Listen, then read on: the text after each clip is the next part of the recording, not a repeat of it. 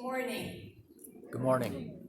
My name is Rakini Chinnery. I own a flower business with 2 locations in northern Arizona.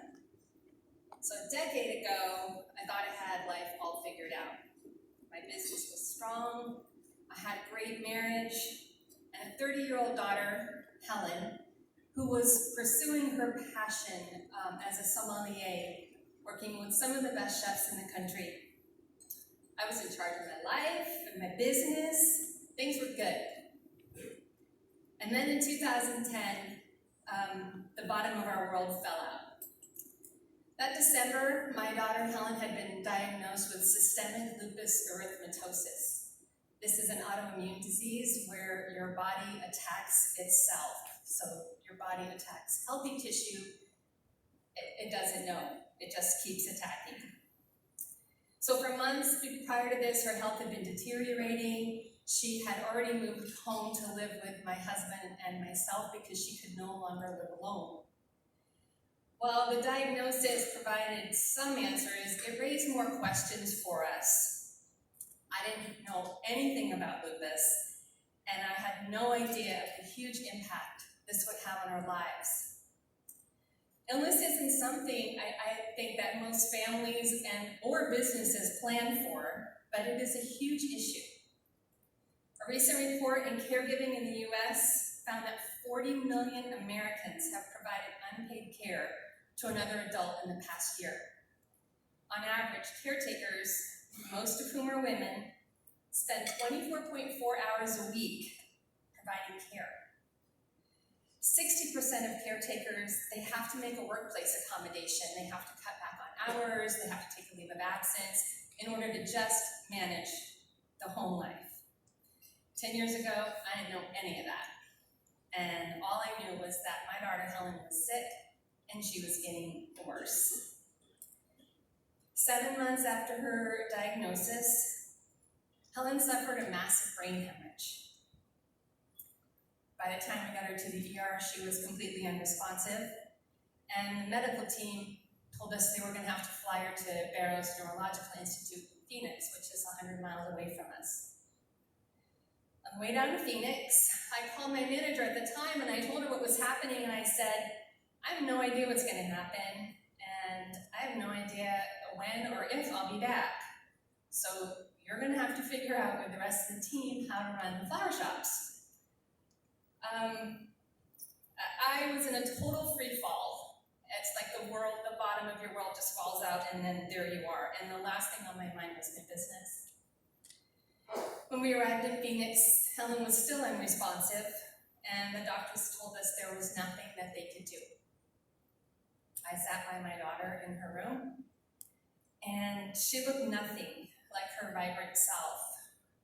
There were tubes, machines, pumps, beeping, constant flow of medical staff coming in and out of the room, and my daughter just lay there completely still and silent. I have literally never felt so hopeless as I did in that moment. And then just as suddenly, she responded. It was a tiny response, but in this world of neurological medicine, a tiny response means big things. So she was immediately taken in for brain surgery. All told, she was in a coma for 3 weeks, and she was in the hospital for a total of 3 months. And for that entire time, I lived with friends in Phoenix and never went into the shop. When we left the hospital, we didn't really know how things were going to be, but it doesn't take you long to realize that life will never be normal again. Caregiving is expensive. The cost is financial, emotional, and physical. So besides everything I was already doing in my regular life, personally and professionally, now I was cooking and cleaning and tracking prescriptions and taking on the medical industry and fighting with doctors and the insurance companies. So when you're trying to provide compassionate care 24 hours a day for someone that you love, you become very sleep deprived. Depression happens. Your diet goes right to hell. Stress builds immensely, and it takes a huge toll on your relationships with your partner, with your family, with your friends, and with your employees. I literally had no idea how I was going to manage my new life that we were dropped into and continue to run my businesses. All I knew was I had to try. So I went back to the shops in very limited capacity, and I worked to find a balance, and it was really hard. In the year after Helen's hemorrhage, both of my managers at my two shops left to pursue other personal interests. I had one employee steal a credit card, and I had another one who thought it would be a good time to write a check to themselves. I was completely worn out, and I literally had no fight left in me. So the only thing I felt like I could do was surrender and just give up, close the doors, walk away. But I think everyone in this room knows as florists, we're better than that. Otherwise, we'd probably walk away every holiday. So I knew I had to keep going. I had to find a way to adapt to my new life for the long haul so that I wouldn't completely burn out. And that meant doing something had never been good at as a business owner or just as a regular human being. And maybe micromanager occasionally, but I had to ask for help. And that was like one of the hardest things I've ever had to do. I needed to build a team that I could trust. I needed a team at home, and I needed a team at work. So at home, I found professional caregivers to help me with Helen.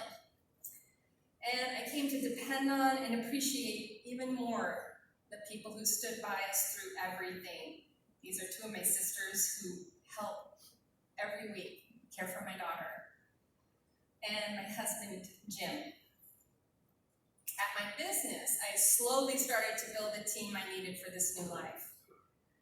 I needed employees who weren't just clocking in, clocking out, just kind of like mundane running through their lives. I needed people who were coachable, enthusiastic, passionate, and of course, honest. Because Helen had come so close to death, my own perspective on so many things had changed as well. And I really wanted to find like-minded people. People who wanted to be part of something bigger than themselves, something bigger than their jobs.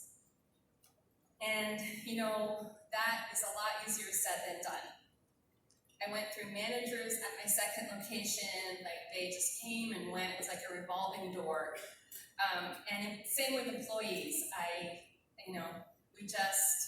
We just kept trying. We kept experimenting. We started to just try and change everything. And business as usual was no longer business as usual because things for me weren't usual.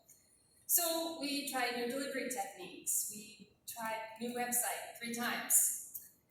We did customer service training and floral care training, and we began to change how we did business online. We showcased more custom arrangements. I was like a mad woman. I was just like a whirling dervish out there, just trying to find anything that was really going to help me, help my business, and help my family. And I was also becoming a person who was willing and able to rely on other people. And I didn't have to do everything by myself, and I started to learn that. So one by one, piece by piece, I found the right people. Jessica, my operations manager, she's been with me for 7 years, and she is literally my right arm. And Jim, my head designer, has been with me for 6 years. He's my left arm. And I stopped panicking every time somebody quit or had to be fired. And I got a lot better at letting people go. I no longer wanted just a warm body, someone to fill a spot. I wanted someone who was the right fit. And if you weren't the right fit, then we were going to move you on. And I turned to the industry, people in this room, for guidance moving forward. I remember early on in all of this, I was at an SAF convention and Renee Van Rems was speaking. And he said, just because this is the way we've always done something doesn't mean we can't change. That was like, for me, that was a huge light bulb. It was a lifeline, like someone was tossing me that I knew I could hang on to and I could use.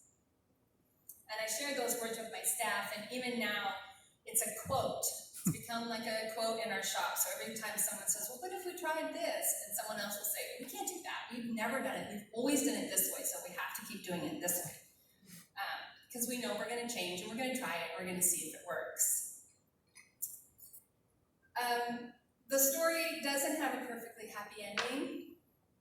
My daughter was permanently disabled by the hemorrhage. Her injury affected primarily her emotional center, her sense of time. She has no short-term memory, which can be funny. And she has partial paralysis in her left leg. She deals with anxiety and seizures. And we wake up each morning wondering what kind of day she will have so that we know what kind of day we're going to have. She fights every day against the odds that are stacked against her, and she shares her fight on her Facebook page, which is called Apocalypse, because that's kind of what hit our family. And through all of this, my husband, Jim, he has been my rock. And this isn't a life that you want to go through alone. You can't go through it alone. And sometimes I lean so hard on him, I literally cannot believe he is still standing. But in the end of all of this, what I found inside of myself that has surprised me is a deep well of patience. If you had known me before this, you would have never thought those words would come out of my mouth. And also the desire to accept everything as it is in the moment and to not fight against it, to not try and change it, to just accept it and roll, move on. These two things bring me immense peace in the most difficult of times. And I've also found myself loving my business more now than ever before. And I attribute that to my willingness to allow other people into my life, to allow other people to help and contribute to my life, to my business, to my family, to be a part of our lives. So what I have learned